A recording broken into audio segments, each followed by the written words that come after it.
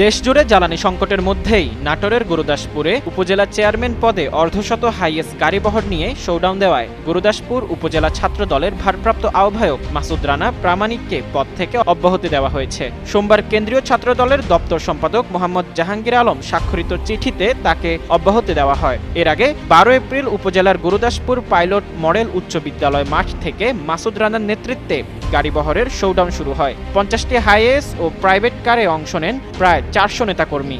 গাড়িবহরটি উপজেলার গুরুত্বপূর্ণ সড়ক প্রদক্ষিণ শেষে পৌর শহরের চাঁচকোট বাজারে গিয়ে শেষ হয়।